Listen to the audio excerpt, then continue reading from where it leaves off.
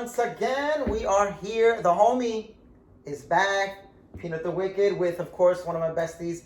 You guys remember him, right? And if you're on my social media, you guys see him pretty often. Introduce your fucking self.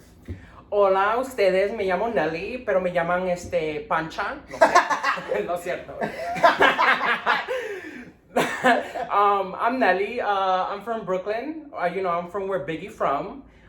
So yeah. Bitch, don't look at me like that. So yeah, he's from Brooklyn, and as you guys knowing me, I'm from Staten Island. This is where I wasn't born here. I was born in Jersey. This one was born and raised in. Where Biggie from? Biggie from? So I know it's been forever, but I want to get right into it. I'm pretty excited to be here and have a conversation.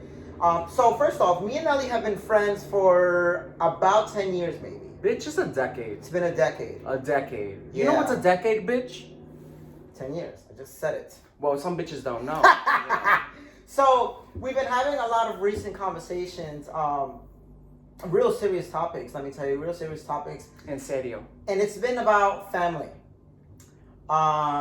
We've been talking a lot about family because we each have our, we're both Mexican American. Mm-hmm. Both of our parents are like from, how do I say, like, we're first generation. Yeah. Mexican American. So our parents came, they. De un pinche pueblito de allá del cerro. So they came, the illegal way, as they say. It's a different conversation for a different fucking video.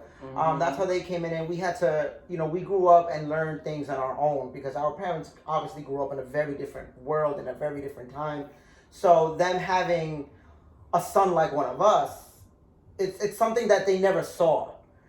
So because it's something that they never saw and never talked about, they kind of guilted us a lot growing up. They may not have necessarily shamed us, but directly. They, there was shame, guilt, and like a little bit of subs. Yeah.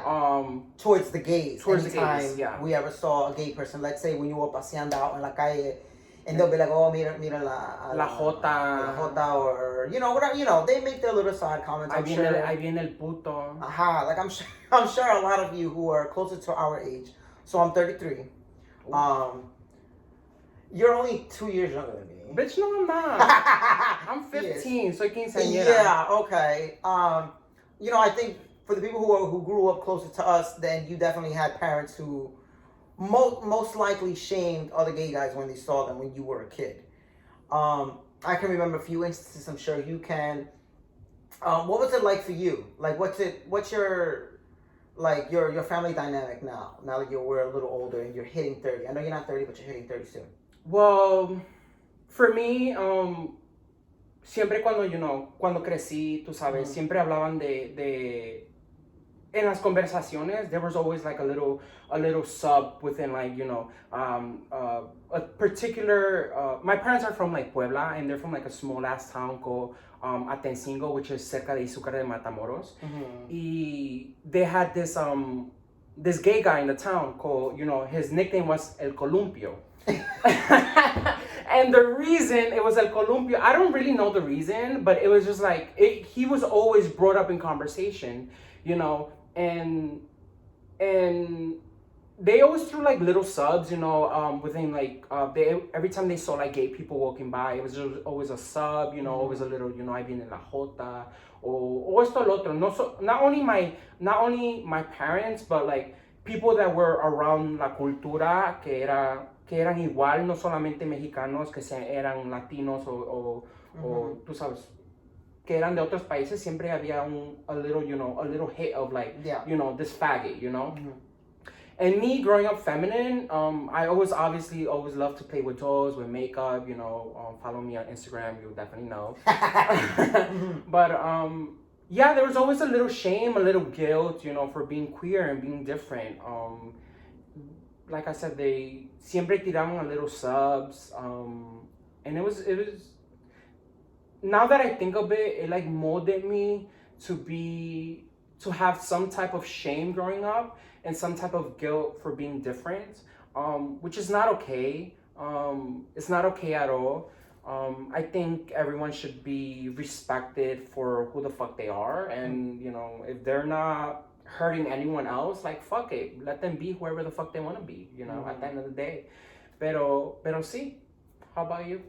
I was one of those. Again, I'm a little older, so my generation, we didn't have the privilege of seeing it accepted on TV. Like I was one of the older gay guys that I had like two identities to an extent. I had my more masculine side when I was amongst my family, and then I had, you know, the gay me when I was with my friends. I acted very, very different when I was with. I acted very different when I was with my gay friends than when I was with my straight friends or with my family. So I was one of those that I grew up thinking this is who I am, and now that I'm, you know, older, there's parts of me that I'm unlearning, and that I'm finding out that it was a lie. So there are parts of me that I have to kind of peel away. Like, this is not who I am. You know what I'm saying? I remember growing up when I was in my early 20s, you know, when I started to come out to my family, I had this one particular aunt say that, you know, I shouldn't come out, that I should be discreet about it. I should keep it a secret. And the reason she felt that way is because, you know, people, you know, within the Hispanic, especially the Mexican community, we know about Juan Gabriel. So he kept it very down low. Mujer era, pero he kept it very down low. He didn't say nothing. He wasn't out, or like, he wasn't, like, to me, he wasn't representing. Su frase que me acuerdo cuando yo era niño era siempre, lo que se ve, no se pregunta. No se pregunta. Mm-hmm. Which, you know. Yeah, and because this particular aunt saw that, she kind of thought that we should all live like that. All gay men should live like that. Like, keep it on the low. Don't say nothing to no one. And that's no way to live. That's no way to live. You end up kind of almost resenting yourself sometimes. You end up feeling guilty sometimes. You feel guilty because you almost held back to bloom into the flower that you could have been. So yeah, like, you know, not a lot of people in my family shame me, but this particular aunt did shame me. She was very, again, like, she just felt like I shouldn't say shit. She was like, oh, I shouldn't have, don't say nothing to your mom, don't say nothing to your dad, like, just, you know, that's your secret, just live your life how you want to live, don't say nothing to no one. And that's no way to live.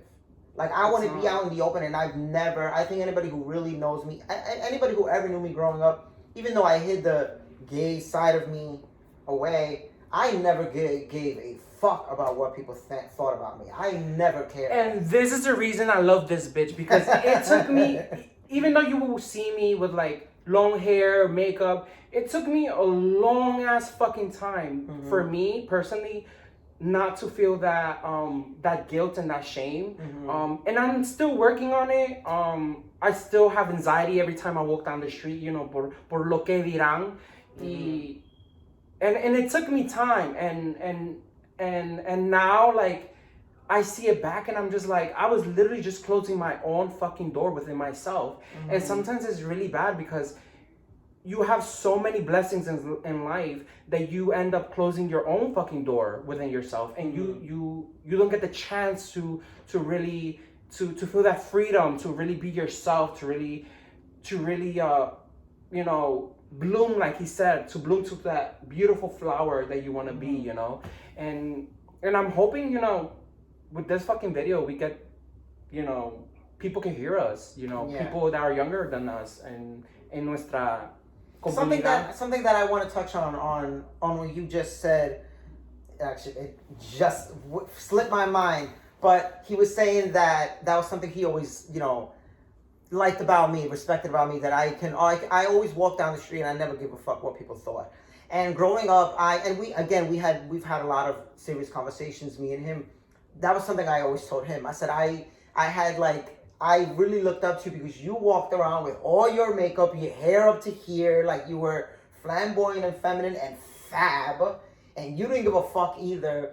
And little did I know that he was kind of like maybe hiding behind all that makeup, hiding behind the big hair. And I just feel, I don't know, like you be who the fuck you are. That's something that always was. That's something now that the young, you know, the gays of our generation really have a huge privilege. You can walk around down the street and be who the fuck you want to be. Like now, we don't, you know, now we see it and now it's more celebrated. But in my generation, like, you know, we grew up when they wanted to kind of like downplay or talk shit on something. Oh, that's mad gay. This is gay. That was gay. Like, Same here. You know what I'm Same saying? here. Like I grew up on that, and that's why I kept that part of me. I was the only out gay kid in my high school. At the time, I was the only, and it was because my school was cut into 3 schools, and the second school there was this trans woman. At the time, she would go by Paris, and she had it bad, and I always look up to her, you know, because nobody fucked with her, not even the football team captain. Nobody really messed with her, and that's who made me want to be, you know, this extravagant person. But at the same time, I felt like, even though I was showing people, you know, my makeup and my hair and like being, you know, wherever the fuck I want, I was like hiding too. I wasn't really authentically being myself. Y ahora que ya crecí, ya estoy más grande, me doy cuenta que siempre tuve eso, lo que tú dices que, you know, esa confidence, you know, y ahora estoy explorando y conociéndome más. Yeah, and then and I think once you get older, because again I'm 33 and he's hitting 30, he's not 30, you're 29. Slow down. I'm 15. I think sometimes what you do need, this is another conversation we've had, is that even though like, yeah, you're not allowing the shame or the guilt of what your family might have said to get to you. However, there's shit that still will always be in the back of our mind. So that's another important thing. And, you know, now we see it a lot these days is, you know, your mental health. So even though for me, I mean, I'll say it on camera, like I took therapy years ago. And because I'm learning to grow out of certain things, I didn't let nothing shame me. I was always me and proud. I, again, never cared about what others think. However, what the people said about you will still kind of be in the back of your mind. So sometimes, you know, if you have shit that bothers you and you do the best to talk to your friends and it's not helping, get help. Go to therapy. I did therapy maybe 9 months. I don't really remember. Anybody who knows me knows I had a fucking temper also. You know that. It helped with my temper. It helped with my temper, but I still had to grow out of that and learn how to be better on my own. Because you can't go to therapy your whole life. You have to grow out of it and you have to learn on your own. So if you again detect the cycles, because you as life you keep repeating the same mistake and you keep repeating the same cycle in life, and as an adult you have one thing I've never gone to therapy, which I would love to go to therapy one of these days. But like one thing I like to read a lot and like really listen to people, or like, you know, like people that have grown older, and, you know, I like a lot of people that have wisdom. I've learned that, you know, sometimes you create or you repeat the same cycles over and over and over again, and you got to really sit back and think about and be like, why am I choosing to repeat this, you know, issue, this problem now, when in reality, you know, now that we're adults, we could do whatever the fuck we want, and like hacer o deshacer. Hacer de tu vida lo que tú quieras, tú sabes. Yeah, that's definitely something big. Don't repeat what your parents did. And I'm seeing little by little that I'm kind of doing that a little bit. So break out from that cycle, bitch. Yeah, we have to be better. That's toxic behavior. Yeah, we have to be better than our parents. That kind of sounds ugly, but be better than your parents. Like if they grew up, like let's say angry and stuff, don't grow up angry. Don't do it to yourself. It's not worth it. Don't grow up ashamed or guilty. Like, don't do it. Again, if you need help, if you're talking to your friends, it's not helping, get therapy. I took it. I recommend him taking it, and I'll probably take it again, to be honest, because life is fun. No. Life is fun. Yeah. I think for now, that will be it. I hope you guys really watch this. I hope you guys take something out of it. Leave your comments wherever you see me post this. Again, this is one of my best friends. Bitch, like this video. Like this video and subscribe. All right. To Peanut the Wicked. I love it. Again, thank you guys for watching. I will do another video hopefully soon. Something that a lot of people who grew up with me, who were around my family, know that I wasn't on good terms with my father. I did come out to my father not too long ago. and I thought I would feel better, but again, I still feel angry about certain things, and that's why it's good to have conversations with your friends. And if you think you need therapy, go and get it. No shame in it. Again, guys, thank you for watching. I will see you guys again. Love yourself. Take care of yourself. You come first. Como dice RuPaul? If you can't love yourself, how the hell are you gonna love someone else? It's the fucking truth. Bitch, don't sue me.